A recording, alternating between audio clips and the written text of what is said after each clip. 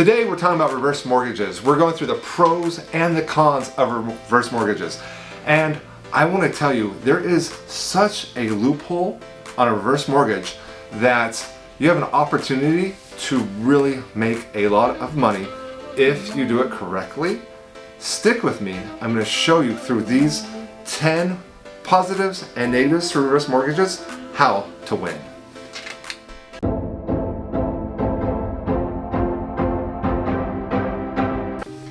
So what is a reverse mortgage? A reverse mortgage is when you own a home, you have to be 62 years or older, and you can pull the equity back out of it. But be careful when you do that. I'm gonna go over some pros and then I'm gonna go over some cons. I'm gonna go with pros first, cons back and forth. So here we go. Number one,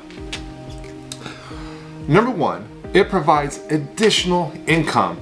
Let's say if we need some help with some medical bills, and let's face it, we're at a place where we retire, we're getting up in age, we want to fix that roof, we need a new kitchen just because our kitchen's getting older. It's a great way to get some money to put into the home or for something else that is a necessity right now. Cons to reverse mortgage. So it's great to have money, but here are the cons. Reverse mortgages are super expensive. You have mortgage insurance premiums, closing costs, the rate of what the reverse mortgage can exceed those expectations. And I have a story for that, so we'll get into that later. Number two, there is no monthly payments. Now you only owe back a reverse mortgage once you sell the home or if you pass away. This is how these companies make money. Remember, banks are in the business to do one thing, make money. So the great thing about this is you don't have to pay a mortgage payment. You get a lot of cash up front and no monthly payments. Not yet anyway. Now here's the negative part about it. Let's say you have children and you want to leave this home to your child. Once you take out that reverse mortgage, there are high fees. So your equity will go down tremendously, leaving your heirs a lot less money. So that's something to think about. Number three, here's a positive. You get to retain ownership of your home. Nobody comes in, takes it, you have no monthly payment, you just get a large lump sum of cash up front. It's a great way to utilize your asset.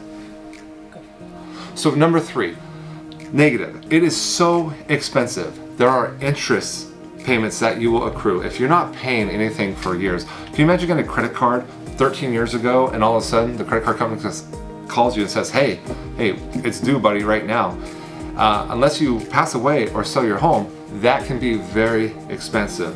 So just look into making sure that it is right for you. Here's the cons of a reverse mortgage. Here's number four.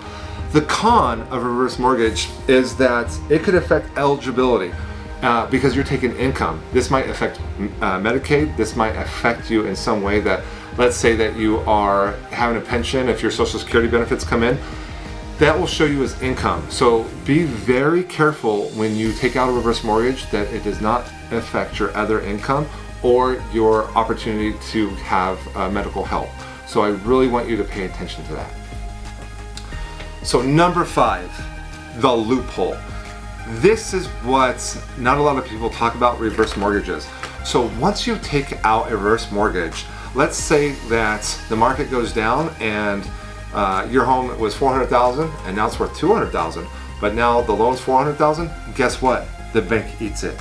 So, and your family, your heirs won't have to pay it back. You won't get the house, but you get to take all that money up front and the market goes down, you're high and dry. You get to go, baby. So sayonara, bank, thanks a lot. Thank you for your $200,000. So that is my favorite loophole when it comes to reverse mortgage, that you can take out a lot more in a high market, and if it goes down, say, sayonara, deuces, sell it. You're not responsible.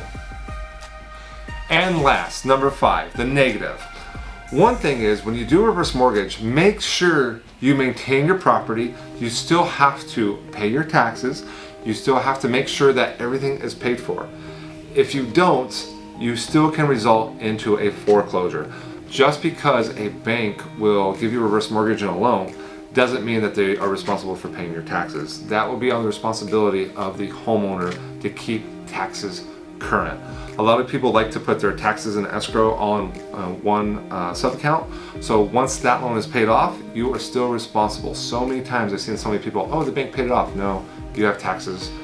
Make sure that you pay your taxes, and that's one of those loopholes where the bank hopes you miss, and so they can get the house a lot quicker. Be careful with that.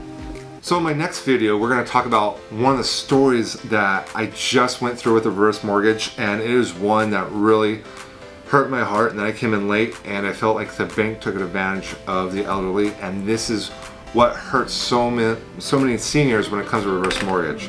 So I also want to tell you, make sure you check with your lender, your broker, and your attorney to make sure you find what is the right path for you. If you have any questions, make sure you comment, subscribe, or smash that like button.